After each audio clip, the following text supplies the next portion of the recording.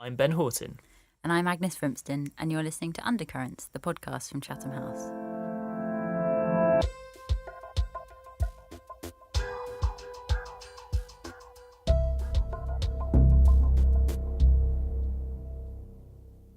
Welcome to another episode of Undercurrents. Hi Agnes, how are things? Good, thanks. How are you, Ben? Actually, Agnes, I am great. And you know why? Because we've got a very exciting development on the tech front of our podcast. It's a game changer. It is a complete game changer. Set the scene for us. What are we talking about? Well, we, in our media studio, for the past 6 months, we have been borrowing tables from around Chatham House, largely the canteen. From various rooms. Which does mean carrying tables through busy meeting rooms. Yeah. And now... to the intense chagrin of the catering staff. Yes. Apologies, Harbour and Jones. Yep, sincere apologies. And now we have a special trolley. We have a pod trolley. It's the most beautiful creation I that I've ever squealed seen. when I saw it. Literally, it was quite interesting. It's I think one of the best things that's happened to me this year. It's got wheels. Everything's mounted. The mics just sit on the table. Yeah, there's no setting up or unsetting. We've got colour-coded tags on each mic. Yeah, and you know you've made it when you've got colour-coded tags. This is the big time. Absolutely. This is the big time. And we've got to thank our AV manager, Robin. Thank you so much, Robin. Who has masterminded this whole development. And has sent, I think, the cheeriest follow-up email I received this week, which was regarding the trolley. Trolley update. And feedback on the trolley. Absolutely. And basically, we love it. We do love the trolley. So this episode is the first episode we've recorded with our pod trolley. And it may make no difference whatsoever to the sound, but to our state of mind, it's been transformative. It really has So I'm great. So how are you? I'm, again, just thrilled about the trolley. Although I do feel like potentially we should come up for a name for the trolley. Okay, yeah. Well, let's crowdsource. Yeah, we'll have a think about that. Let's give the trolley an identity. We could do a little Twitter poll. We could, yeah. But who did you speak to Enough this of week, the trolley. Ben? This week, my interview was something a bit different in that it concerned fiction. A novel called Shatila Stories, which has been published by Peirene Press, which is a great independent publisher that deals solely with translated fiction.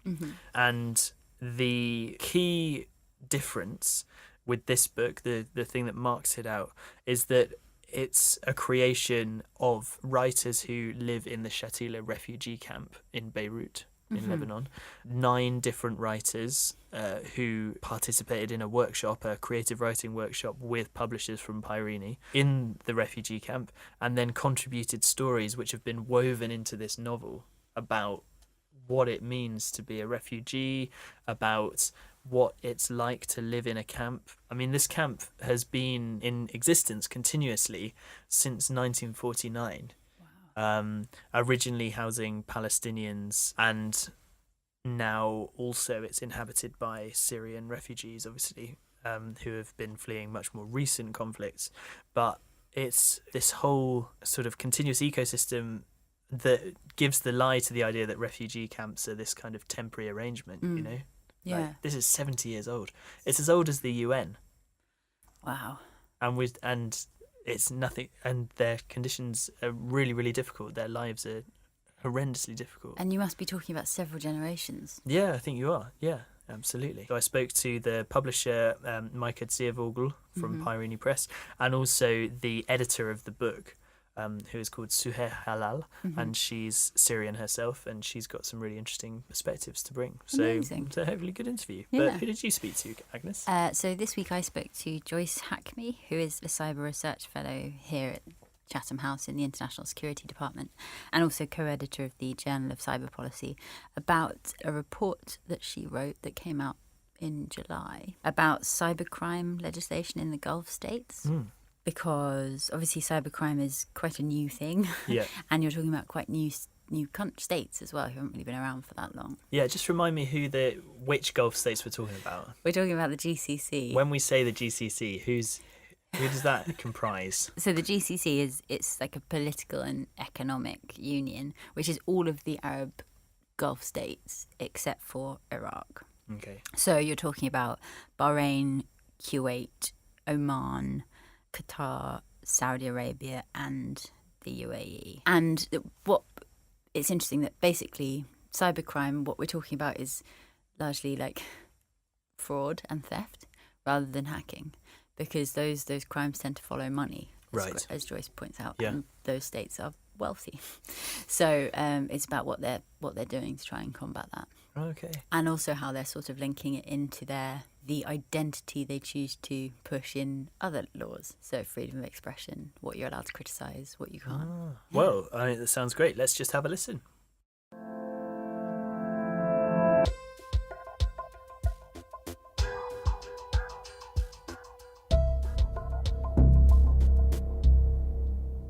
Right, so I'm here with Joyce Hakmeh, who is the Cyber Research Fellow at the International Security Department and co-editor of the Journal of Cyber Policy.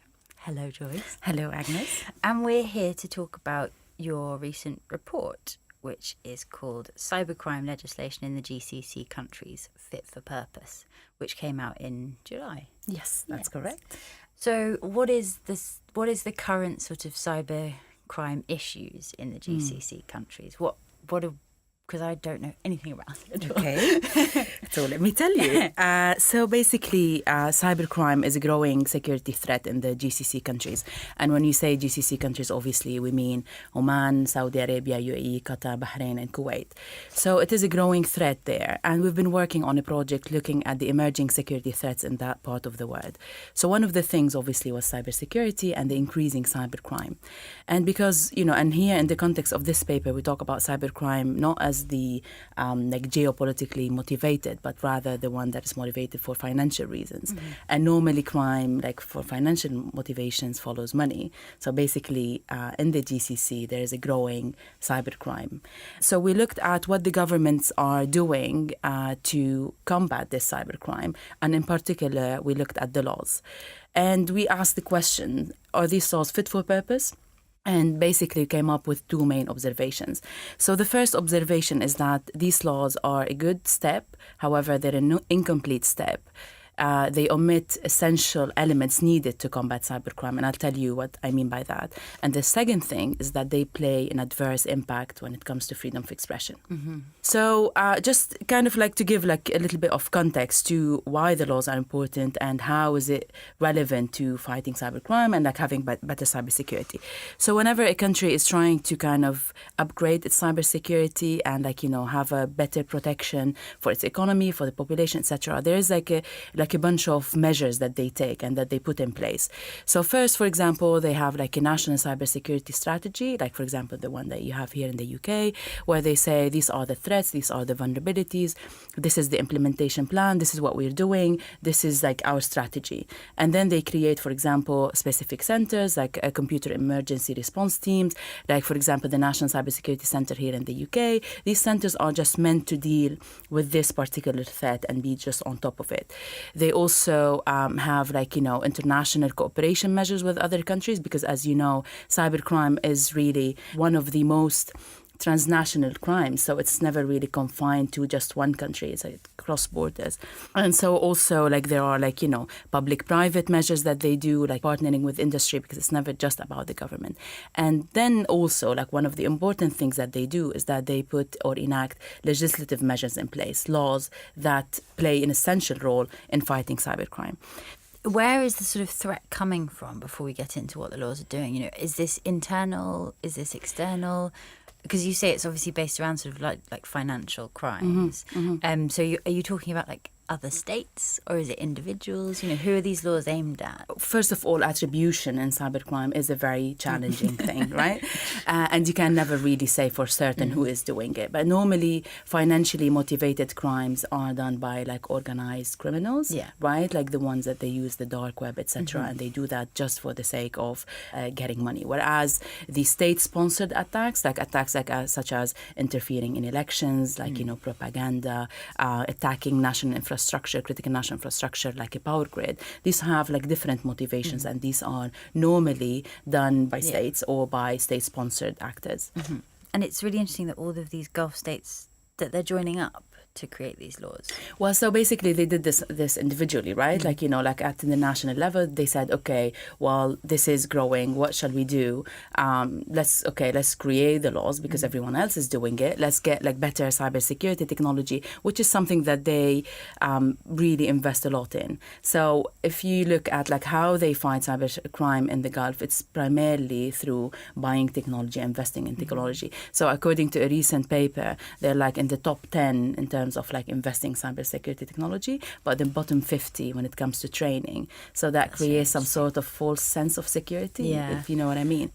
Are they shipping in experts from externally? Yes, outsourcing is a very big thing in the GCC countries, not just for that, but for everything really. So they are really recent countries and they're trying to do different things, but they rely a lot on outsourced expertise. So yes, they're really very big investors when it comes to that, but it's never really just about the technology. If you don't follow it up with a national strategy with good laws, etc., then you're not really creating a cyber safety framework. Yeah. And have they been particularly hit recently over the last couple of years? So they are hit on a regular basis, but the problem with cybercrime is that you often don't have really accurate figures on how many crimes, etc., for many reasons. Because there aren't kind of a regular or let's say organizations or independent institutions doing that on a regular basis, providing the data. And B, some customers or some victims are unaware most of the times that they've been hit by a crime, or even if they do, especially in that part of the world, they are reluctant to inform about it because reputation is a very big thing there, and they think that this is actually we shouldn't say. People will lose trust in our business, say, or whatever. So just keep it to ourselves and deal with it. So when you don't disclose what's going on, it makes it even more difficult to fight cybercrime. Yeah. Okay. And so what are the new laws that they've brought in? So they've put in place cybercrime laws dealing with cybercrime as we know it, kind of dealing with issues such as hacking, ransomware, things like that. But the main thing that they did, which is a bit different, and this is why we said okay, we should look into that and see what's going on there. So when we looked into the laws, there are two things that we noticed. First, something that has to do with the structure of the law, and the second thing with the content of the law. So when it comes to structure, for example, you need to have in place, in the laws, there need to be provisions on criminalization, basically saying this is a crime and this is the sanction. But also you need to have provisions on how do you deal with electronic evidence, because in a traditional crime you rely on eyewitnesses, right? You rely on physical evidence like a gun or knife, whatever. In cybercrime, it's completely different. The evidence is very volatile, it's digital, and you have to be very, quick in terms of, how you investigate it and deal with it. And there has to be some clear guidance on how you do that. So that doesn't really exist in the laws there. In most of the countries, they don't have provisions on jurisdiction, who does what and who belongs to whom, on how they do their procedural powers, etc. So in terms of structure, there's a lot of elements that are missing.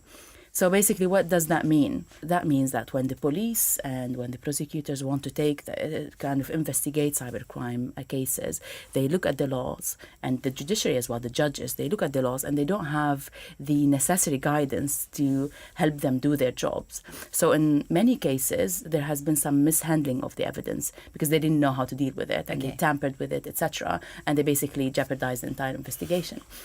So we're saying the laws are there to give you guidance, to tell you how you do that. But also, other than guiding and deterring and all of these things that laws normally do, they're also very important to say, this is how we combat cybercrime while protecting fundamental freedoms and rights, such as, your right to privacy, your right to freedom of expression, etc. So I can't really just come and investigate and get access to your computer. There has to be some human rights guarantees for the prosecutors, for the police, etc., in doing their job. So in the GCC, this is not really there. And that's very problematic because it doesn't really help the police do their job. Yeah. The other thing that we also looked at is the issue of content. So when it comes to content, and as you know, without going into too much details, international law is clear on what content should be prohibited, like stuff related to child abuse, and we call it pornography, or incitement to genocide or terrorism and things like that. But every other thing is allowed. You have your right, you have your right to freedom of expression. There are some restrictions, but these restrictions have to, they have a really very serious threshold before the state, the government is allowed to restrict them. Mm-hmm. So when you look at the content of the cybercrime laws in the Gulf, there's many provisions that elaborate on specific expression, specific content related, has nothing to do with like computer, etc., but just any expression, online expression that they consider as cybercrime. So, for example, criticizing the ruler is a cybercrime. Basically, anything to do like organizing a protest without a permission is a cybercrime. Retweeting sometimes in some contexts is a cybercrime. Taking pictures without asking people is a cybercrime. So they expand the definition of cybercrime to really very, very big array of content. And does that reflect crimes in real life, in quotation marks? So, is criticising the ruler to your friend in front of a policeman, if you say it, is that illegal? Did those cybercrime rules reflect other sort of more solid, I don't know how to explain it. Yeah, well, basically, like in order to know what's permissible and what's not, you look at, so how do you get your human rights? You get your human rights from the Human Rights Declaration, from the UN International Covenant on Civil and Political Rights, etc. There, you have absolute right to your opinion, to express yourself the way you want. Some things are considered as criminal speech and you shouldn't do them, right? But criticizing the rulers is actually something that is protected by the international instruments, because the public figures, should be criticized, or people have the right to look at their performance, at the way they're handling public affairs, and they have the right to criticize them and to engage in a constructive interaction.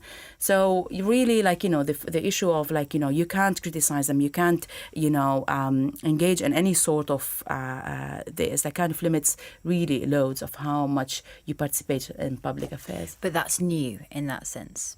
Not really. Not really. Not okay. really. So the thing is, in countries, and this is not just particular to the Gulf countries, in countries that have historically restricted freedom of speech, like in media, whatever, on TV, etc., that have really very high censorship, they actually did the same when it came to online sphere, by the mean of cybercrime laws as one of the things that they used. So basically, this is not new at all. Yeah. But basically, so this is how we've been censoring the narrative, and when it came to the online sphere, we were using cybercrime laws to do that.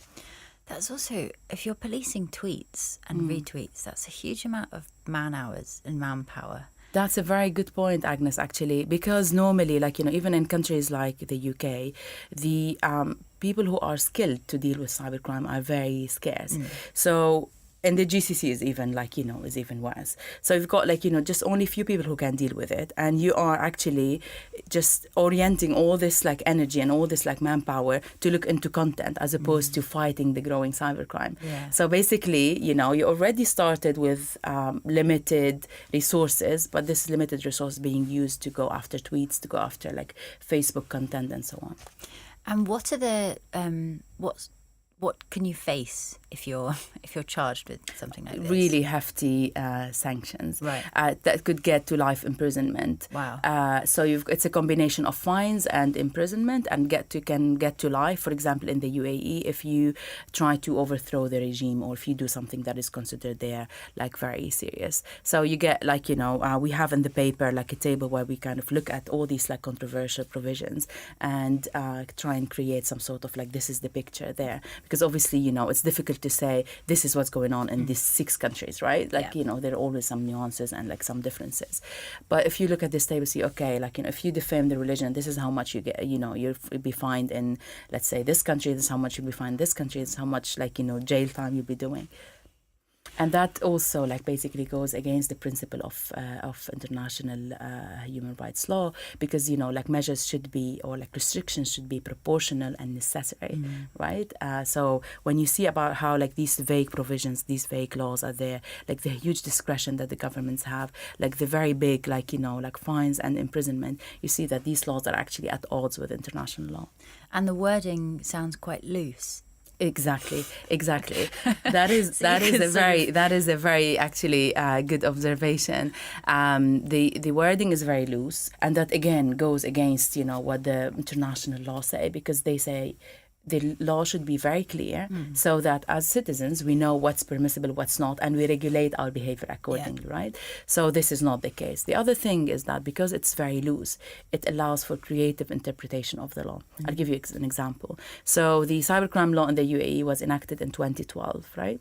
Last year, remember when the blockade thing started with Qatar, etc., was in 2017, June 2017. Public prosecutor in the UAE issued a statement saying anyone who shows sympathy with Qatar on social media or any online mean is considered a cybercrime. So basically, this is a new interpretation of what cybercrime means. Yeah. But because the laws are quite vague and not very specific, then governments can reinterpret their laws according to the current circumstances. And how many people, I mean, roughly, how many people have been convicted or prosecuted? Many people. Right. Many people. So it doesn't just include like human rights activists and like, journalists, etc. Regular people who just like, tweeting, not necessarily just political tweets or whatever. Sometimes people were jailed because of like some humoristic or satire tweets. And this basically is becoming like quite, unfortunately, common. And how did the population, I mean, obviously it's very difficult to know, but how do these populations feel about this?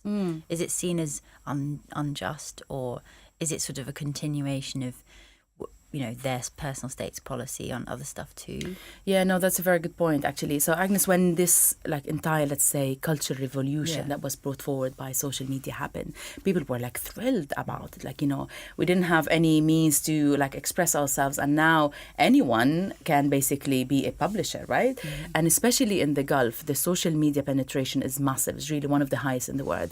So people were thrilled, excited that they were able to say whatever they want. And sorry, do you mean like Twitter? Do you mean when you say social media in the Gulf is really... Twitter is very high, but also like, Facebook, YouTube channels, anything that has to do with like being online and like, possessing, like in Kuwait, if I'm not mistaken, the people who own a mobile or like broadband with like, with internet in it, it's like 200%. So kind of like on average 2 mobile phones per person. Yeah. So it's really very, very like, and definitely much higher than, so if the average of internet penetration is 50% in the world, it's 71% in the Gulf. So it's relatively high. So people were like kind of thrilled for the opportunity. Women who had to kind of follow the traditions, etc., and like couldn't do many things, started using like Instagram and like Facebook, etc., to start their own businesses from their homes. So by that, you create new generation of entrepreneurships. The rulers also started to engage with their citizenry. All of that was great. But at the same time, some people were like, well, actually, we don't like that. Like everyone can say anything, and like the women and men just like, just interacting. Like, no, there must be some laws. There must be some rules on what you can say online. So it wasn't just driven by the government. Some people were actually asking for it. But also another important thing to know, and that we talk about it in the paper, is that the laws happened around the Arab uprisings, right? So that's, it's very easy to argue that one of the main reasons why these laws were created was to actually like stop any potential spillover from the region into the Gulf. Because, as in Egypt, in Tunisia, etc., social media played a very important role. So when people start adopting it, some people actually started calling Twitter as the UAE's Tahrir Square. So this is how much they started to engage social media. So the government could argue that they were very much aware of that, and they wanted to kind of like cut it before it spreads to a point of no return. Is there anything that the Gulf states have brought in, either content-wise or sort of legislation-wise, that you think is sort of leading the way, or is like innovative in a way that the West isn't? when it comes to these things, you can't really reinvent the wheel, right? There are some things that you need to include in the laws. There's, for example, the Budapest Convention that most countries have followed when they came up with their legislation. So you look around, at the different laws and you see this is all criminalized in this country, this country. Yeah. And this basically is important to eliminate safe havens, right? Because what I considered a crime, you should consider it a crime as well. So we can cooperate, so I can send you, we can extradite criminals, etc. Yeah. So you can't really go completely create and say, okay, this is no, you have to kind of follow certain things, which obviously the Gulf are not doing that completely. But they are creative if you want, in the content thing. Leading the way positively, that is another matter. But yeah, definitely creative when it comes to criminalizing content. Yeah, okay. Well, it's a plus, isn't it? Who are you going to be looking at next? Which countries you mean? So this is this project is still ongoing. Yeah. So we've done this bit, but we're also looking at other cybersecurity issues. So we're doing next a report on the maritime sector in the Gulf. Ooh. And looking whether there are proper cybersecurity measures in place. We had a report on the digital economy because they've done a great job in terms of digital economy and how do you protect it? How do you have better cybersecurity there? So we're kind of doing different things there. In terms of other countries in this particular topic, we'll yet to see, but we have just several ongoing projects in India and Commonwealth countries and all around the world. Oh well, Joyce, thank you so much for coming to speak to us, and you can read Joyce's paper on the website at chathamhouse.org. Yes, thank you very much.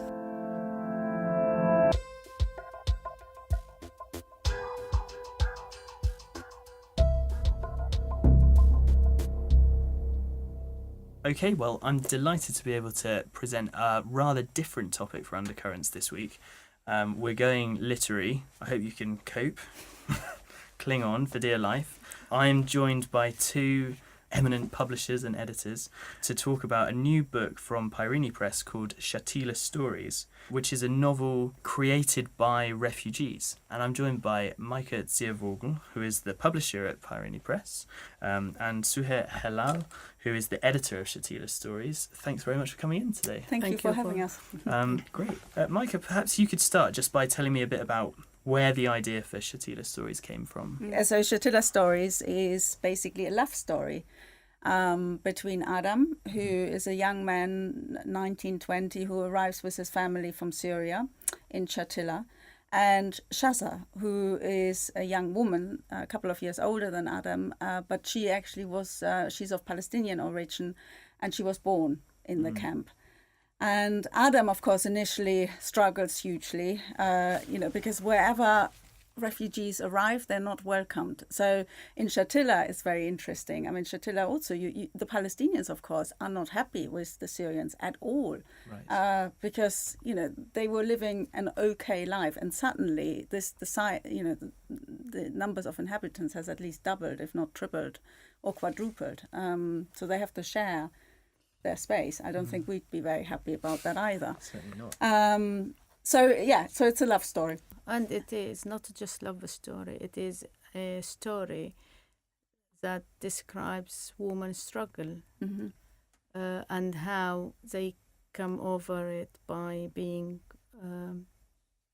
strong, and and it is Riham's stories, who fled Syria and went to Lebanon with her family and divorced her husband.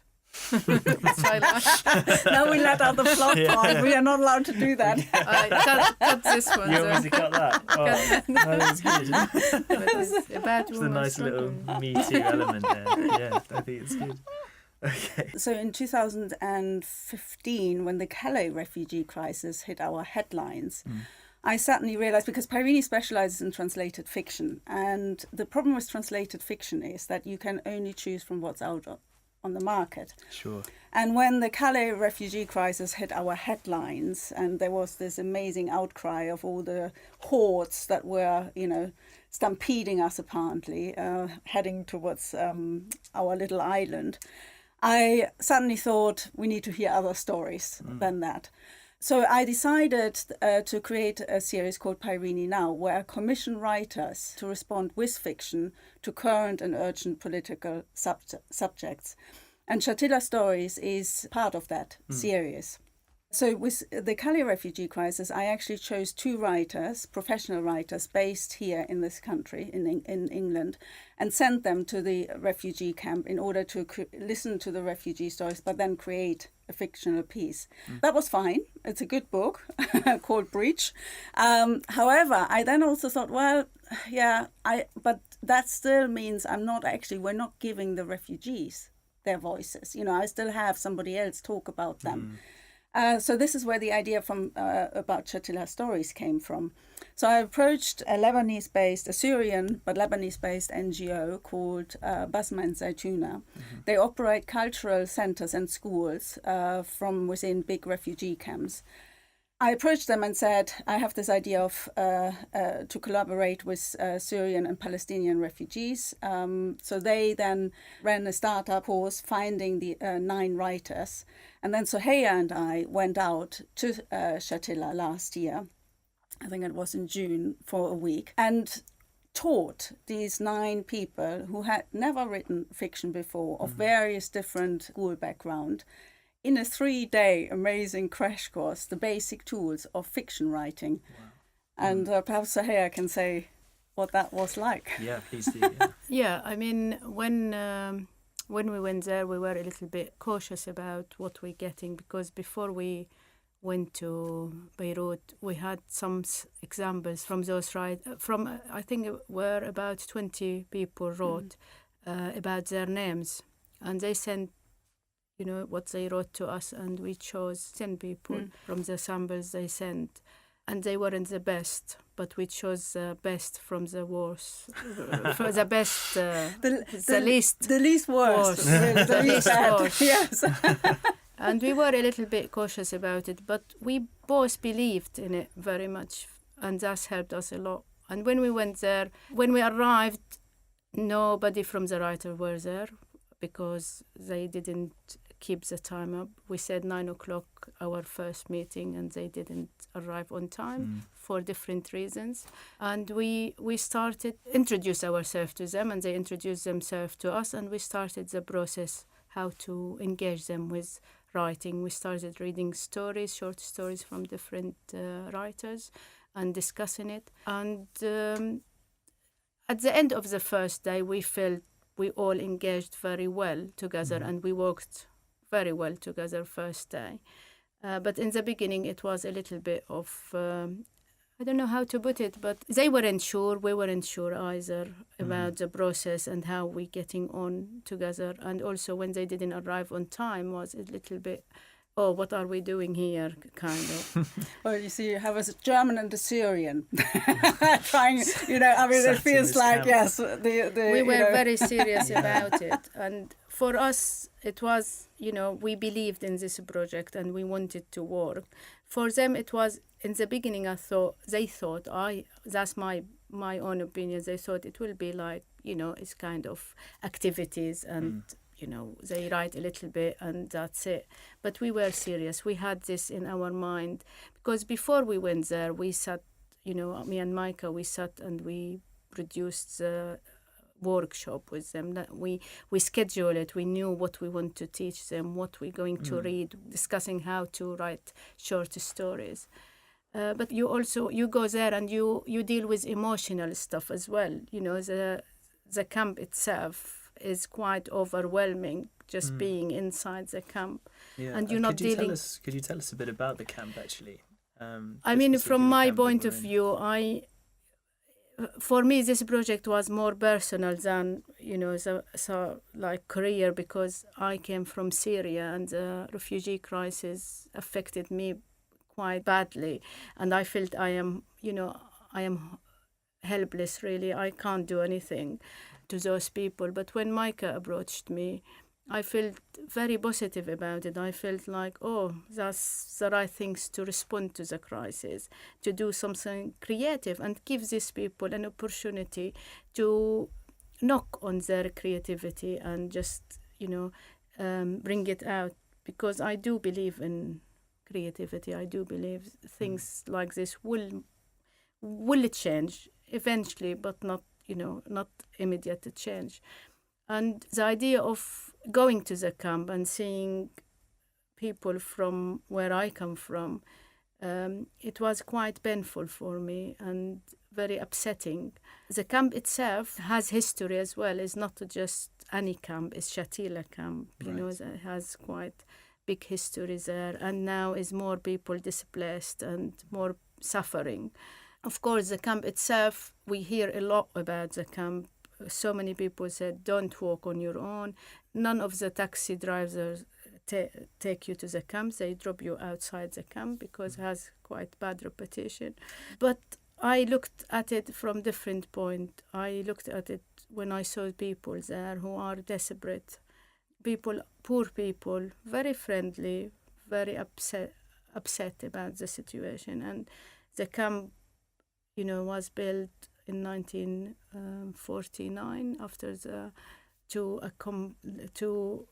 get about 3,000 refugees, Palestinian refugees, and now has more than around 20 to 40,000 refugees after the crisis from And it's Syria. been a continuous camp since 1949. yeah. It's been, And people being there, they have their children and their grandchildren and their grandchildren, and they still have the key to return to Palestine. Camp is very small, very crowded, the narrow streets, the electricity cables everywhere, dirty and smelly as well. You smell the sewage, and with lovely cooking as well. It's the combination between those two. But in general, people are very nice, very, very friendly. That's how I looked at the camp. And what was your impression of? I mean, I think very similar to Suhir. I mean, in some ways, I didn't think too much actually about this, or where we're going. I just wanted to make this project work. For me, it was very clear we're just going to make this work. Yeah. Even though, I mean, yes, when we had the writing samples, my heart did drop, and I thought, oh my God, where we're going with this. So we didn't go out there to do a humanitarian thing. It wasn't just a creative writing workshop. We didn't just say, we want to unleash your creativity. We went there with a very clear aim, and we paid. So basically the deal was, and they knew that also from the start, if the ones who would stick out the writing course, and initially we said, you have to stick out the writing course, and then we choose from you the best. And those ones will have to deliver a 4,000-word story. And once you deliver that, then we will pay you, and we will ensure that you will get published or be part of this book. What's really interesting is, at the end of day 2, that was really our turning point, because suddenly everyone was so engaged. So that's when we then decided, okay, we're going to say to all of them, here's the deal. You 9, you have to come tomorrow, but then also any of you who delivers the 4,000 words will get paid. And we will make sure that somehow some of your stories will be used in the novel at the end of the day. And the book will be published in English and in Arabic. So it was, we wanted something out of that. And on top of it, we were also very clear in terms of, so we said it has to be fiction. It can be based on real life. I mean, we talked about what is fiction and what is not fiction. We don't want your flight stories, because our newspapers are full of flight stories, and somehow our traumas, I feel, are always very similar. I mean, human traumas. So we don't want your flight stories, and the stories have to happen in the camp. And of course, we got one flight story. We knew we would get anyway one flight story, and that's fine. We just didn't want 9 flight stories. Yeah. So I feel, because I've been thinking a lot about, also thinking to take this, to onto the next level about our next project. What and why did this work so fantastically? Because both Suhir and I, we have to say, we were absolutely amazed about the stories we then eventually got from them. Because, I mean, again, you have to imagine, so here we are, we're imagining a creative writing course like probably, we all sit at nice tables and so on. I mean, that wasn't the case at all. We're stuffed in some, windowless room, absolutely hot. There was some dance party, sort of children's dance group going on next door. No one, of course, has a computer. But eventually the writers, because we said we couldn't read the handwriting, so they lined up for the only computer in the center. And some literally they wrote it out by hand and then typed it up in order to send us the 4,000 words. They have to deal with power cuts, and then also, just to put it again into context, even while we were there, one participant's father died back in Syria, the other one that had a grandmother slipping badly in one of the alleyways. The human tragedies going on all the way. And at the same time, Suhir and I, we had to sort of run the business. We had to say, oh, I'm very sorry to hear this, but okay. And they were all pulling their weight. So when we got the stories, there were, I think, four very good stories. Four very good ones. Very and good stories. Literally, where we just thought, even here, when you run a creative writing course for, let's say, 2 or 3 years, where people have all sorts of tools and they don't. Those were really stories. And again, I thought, why did it work? It's because, yes, we didn't just run it for fun. We had a business in mind, and also the writers or the people had stories to tell. And they were honest. They didn't want to pretend to be somebody else. They honest about themselves. They honest about their stories. And I think that's very, very, you can feel it. This might be a question for both of you, but what do you think is the particular advantage of fiction as a medium for talking about sort of what are really kind of political events or current affairs? Why did you choose to do short stories as opposed to a collection of essays, for example? Is there something about the form?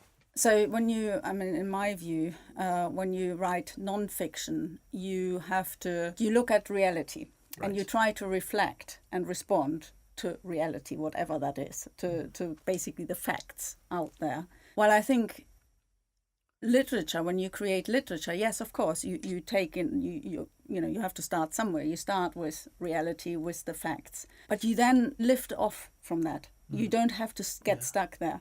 And I think that's where sometimes things suddenly inside happens. So with Shatila Stories, once we finished the book, I remember, so I took a step back and I thought, okay, what have we actually created here? If you read it from beginning to end. And what struck me is what this book is actually about is a book of immense hope. And yes, there's a lot of tragedy in there, but it finishes on a point of hope, and also the voices throughout, because these are the voices of the writers, which we try to keep as much as possible. Again, there's that energy and that hope that there will be a future, and perhaps it might not be the future for, let's say, Shaza in this story, but there is the future for Reham, who takes Shaza's job. And I think, again, that wasn't a deliberate choice by one or the other writer to do that. That is a plot point that just happened to come together. And I suddenly thought, symbolically, what does that actually symbolize? It symbolizes, despite all the tragedies, because of the tragedies, they're actually opening up new possibilities, new opportunities. Reham is a very interesting character. If she had stayed in Syria, she would not have had the opportunity to step out of marriage and just divorce and get her job. And get her a job. But also, I think, if you write essays, like what Meike said, you need facts and you need ideas, and you need quite logical argument to present your, the crisis or the issue. But with fiction, you knock on something really deep inside you, which you free yourself from all these complex ideas, but you talk about something inside which is subconscious more than conscious. And I think that's very important for those people to get all this from the subconscious out So obviously, there's a mix of, you've got 9 different writers. Were they also from a mix of Palestinian and Syrian backgrounds? Yeah. And when you were doing the workshop and in the pieces they eventually wrote, did you find that there were like very different experiences that came across because of their different backgrounds, or was it present in the discussion, like when you were in these workshops, or were people kind of just united by what they were doing? What's interesting is in the workshops we didn't discuss No, we didn't discuss what they're going to write. Right. Okay. We only everyone discussed how to write. Yeah, nobody knows what the other person wrote. But they are oppressed people, all of them. Exactly. They all suffer from whatever. You have Syrian Palestinian, and you have Lebanese Palestinians. And they all are oppressed people by whatever. But you feel the pain. But the interesting thing is sometimes they are against each other because the Syrian came and the Syrian Palestinian came to the camp, and the Lebanese Palestinian are cramped because the details of the camp changed for them who lived and born there. There is a lot of conflicts and complexity because of politics and because of the space and because they don't have anything, they can't raise above to the people who above them, who is oppressor, but they raise against each other because they can't do anything. They are all refugees without any status. Yeah. That's really important to understand. Even the Lebanese Palestinians who've lived, they don't have any rights. They can't work. They have no rights to work. They have, very, very, very limited rights, basically. And these are all refugees. And I mean, that is, and that's a uniting emotion. I mean, which I think is also, thinking about sort of more in political terms, again, I mean, this idea of that refugees, I mean, thinking also here, refugees arrive and then we eventually will send them back, I think is, that's the wrong way of thinking about it, is actually we need to find a way of integrating everyone who arrives, because borders are, I think, this idea of nation state is shifting, the meaning of that is shifting. And so going to a place like Shatila, where in some ways you have refugees that, these are families who've been refugees without status since the 1940s. They are in the third generation. This is not, this really brings it home, this idea of unless we, as we meaning you and I who have, status, who live as citizens, except that we have to create a system that will allow everyone to become citizens. I mean, that is really also what part of Shatila is about. It's a cry in some ways, I think, to say we have to change something here, internationally, not just in Lebanon, but our attitude has to change. Yeah. So are you going to take this on? Are there more books in the pipeline? Our next stop is Syria. Okay.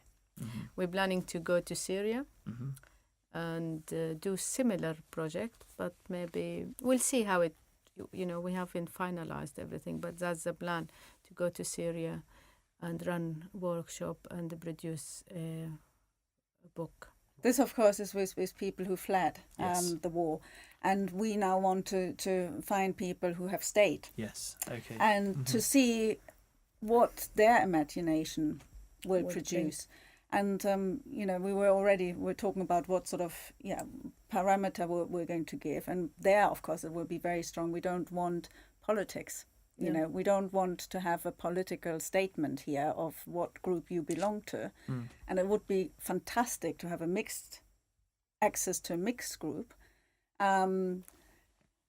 leaving politics aside. Yeah, because so many people don't want to be involved in politics, you see, especially in Syria. They don't want to be involved in politics. Yeah. They don't want to give They've opinions. They had politics. enough. They're not interested. Some people not interested. They just found themselves in this situation. And that's what interests us too. When we go there, we'll find, we'll see how it goes. But, people experienced what happened and they can knock on their creativity inside them, and something will come out. Well, I look forward to reading it. Thank you very much for coming in. Well, thank Thank you. you. That's it for this episode. Although obviously something really big happened last week. Oh yeah, we can't leave without updating you on some very important news in the life of Frumston. Yeah. So, Agnes, tell us about your trip to the Chinese. Restaurant. Yes. It was wonderful. So Ben organised all of this. And yeah, there were 13 of us? 13. Yeah. 13 of unlucky. us. Yeah, I really enjoyed it. I would say there was quite a lot of pressure when the first dish came out, and I had to go for that with 12 people watching me, being like, "How is it? Do you like it?" But yeah, I really enjoyed it. I would say I liked the stuff that I thought I was going to like, and the stuff I wasn't sure about, I was less fond of. But it was delicious. But you're super adventurous. You did try everything. I did, yeah, to be fair. everything. Yeah. Which Obviously, I you have respect. to go all in. For sure. And our colleague, was ordering away in Mandarin, Yeah, that was very helpful. which was actually. incredibly helpful. Yeah. And yeah, it was delicious. Well, I am delighted. Yeah. So Well, now we thanks- just have to thanks find for out the indulging thing. us in that bit of workplace bullying. Cheers. We just now have to find the thing that you haven't had or don't like, or whatever. That and is then, nothing, mate. yeah, well, we've all learned, haven't I'm we? super worldly. I'm super Keep our worldly. mouths shut on this stuff. Otherwise, things come out. I hope you enjoyed this episode. If you liked what you heard, please subscribe and rate us so that other people can find us too. And follow Chatham House on Twitter @Chatham House. We'll be back in a couple of weeks with a couple of really exciting interviews. But in the meantime, I'm Ben Horton. I'm Agnes Frumston, and you've been listening to Undercurrents.